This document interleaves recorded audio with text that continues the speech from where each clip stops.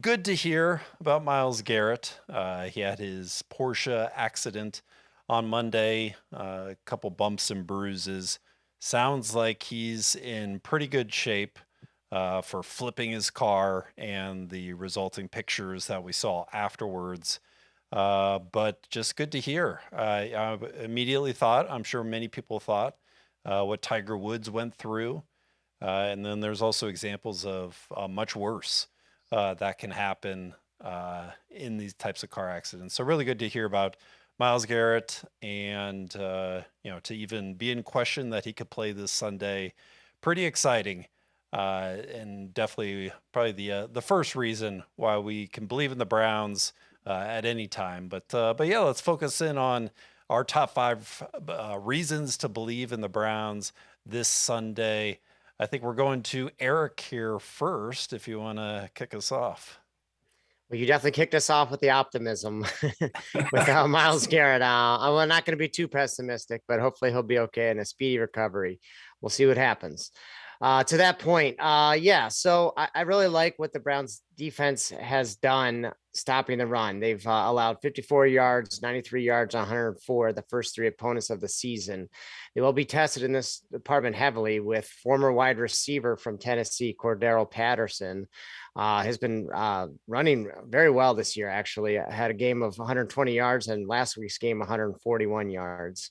Now, being without likely Myles Garrett and Jadeveon Clowney, possibly, who missed last week's game, some of the younger guys are going to have to step up. And Alex Wright and Isaiah Thomas on the edge. And then obviously we have the interior guys need to step up as well.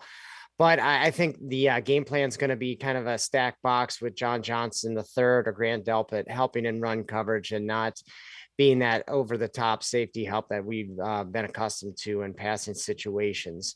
Marcus Mariota has not thrown for over 230 yards in any of the three contests and has not gone above 65% completion percentage.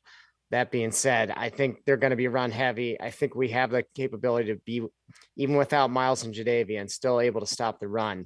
It's kind of like an old school, high school game that, there's not a lot of deep passes and, there's no Arch Manning in this game. So, I really like what the defense brings to the table, and I expect them to kind of, quiet down their offense a bit. And I think hopefully our offense can give us enough breathing room that they're going to have to force to throw the ball. And that's where hopefully we can start forcing those turnovers. But yeah, it all starts with stopping the run. Well, I've got my Alex Wright dancing WCW wrestler memes ready if need be this Sunday. But Drew, let's get on to you here with reason number two. Yeah, I like it. Is Alex Wright going to count as a reference every time we say his name? Like that, I have to know the answer to this. So, like the inquiring minds wants to know. But no, the second reason that I have is because I think we have ourselves a pretty good quarterback. Um, I think he's like, he is just rating wise, he is a top 10 quarterback. Now, like, I get it. There's some caveats here. It's been 3 weeks. The first week wasn't very good. But after 10 weeks, you look at the quarterback rating, he is in the top 10. And to go way above and beyond that, PFF has him graded as the number 3 best quarterback in the league right now. Again, small sample size alert, okay? But right now, it's Lamar Jackson, Lamar B, and Jalen Hurts, and then number 3 on that list is Jacoby Brissett. Wow. So as things stand right now, the Cleveland Browns have themselves a top 10 quarterback. I think some of the critics of Jacoby Brissett might have to have a bit of a make culpa here. He's completing over 66% of his passes, 4 touchdowns. He's had 1 INT when he was put into a really bad spot at the end of a game, trying to come back in a game that they had no business ever trailing.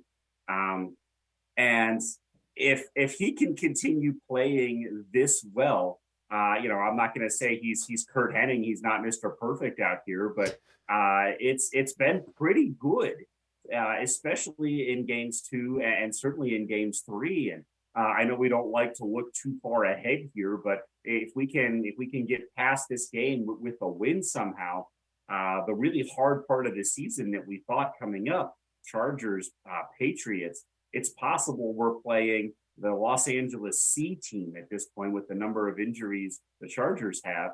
And then we get our old friend Brian Hoyer after that. So, like, things are starting to look up here. If Jacoby Brissett can keep this going, which is admittedly a big if, this team might have a shot at getting through this stretch without their starting quarterback.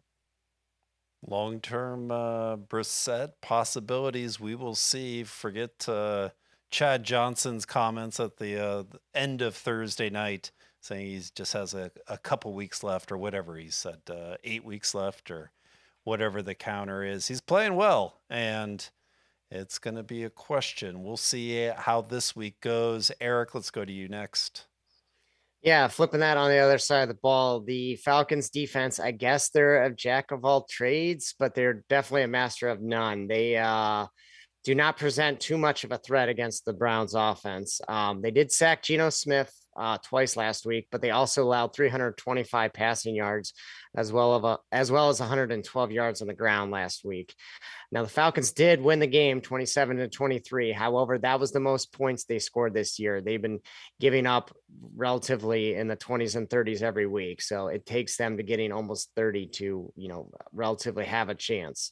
So it's kind of just bread and butter. I expect them to have a good run pass option and a run pass mix and get multiple guys involved. You saw David Njoku get nine targets last week, I believe. It's been so long since we've seen a game. Yeah, I don't expect them to tip their hand, at least early on.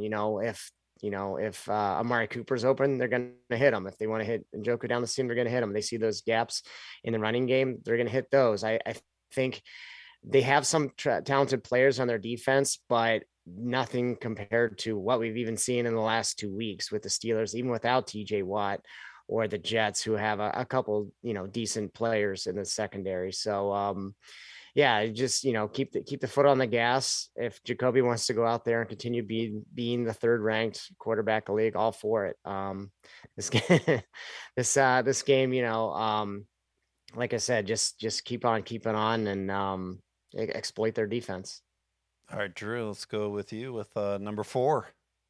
Yeah, I'd like to see the Cleveland Browns mix in a blitz package, ?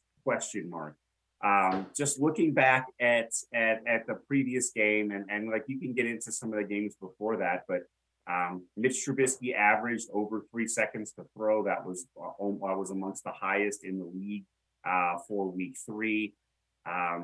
He was only pressured on 5 plays. Now, the Browns did a really good job of protecting Brissett. So when you compare that, it looks okay just to what the Steelers had. But, Mitch Trubisky also attempted 32 passes, being pressured on 5 of them. That's just not going to be enough against a very average Pittsburgh offensive line. So last place Pittsburgh Steelers offensive line, I should add. And so when you think about and you sort of extrapolate that, the Browns generated 1 sack that was on a blitz by a linebacker. Jacob Phillips dropped him, and they were also able to generate a lot of pressure on another blitz. That was Anthony Walker. He's not going to be available the rest of this season, but he also couldn't quite make the play. It seems they have some success because teams never expect them to do it, and maybe that's by design early on in the season. I don't know. But I'd sure like to see some sort of pressure generated on Marcus Mariota. Teams have only pressured Atlanta on 17% of the dropbacks. That's the 8th lowest number in the league. If Myles is unable to play, even if he can, he's certainly not going to be 100%. Jadeveon's certainly not going to be 100%. I think in order to beat the man, you got to be the man, you got to beat the man. I had to work this in there some way. In order to generate some sort of pressure, you can't just rely on those two being Superman and Batman every single week, especially this week when they're not up to 100%. I'd sure like to see a bit of a blitz package, see if they can't generate some pressure with some 5- and 6-man rush. So we're making the trip down to Atlanta. It brings back some some memories that that I think many Browns fans have of our playoff trip. I think it was back in 2002. We were talking about before we started the podcast. That goal line stand, the great Michael Vick. We will see what Mariota does at the quarterback position. Run, William, run.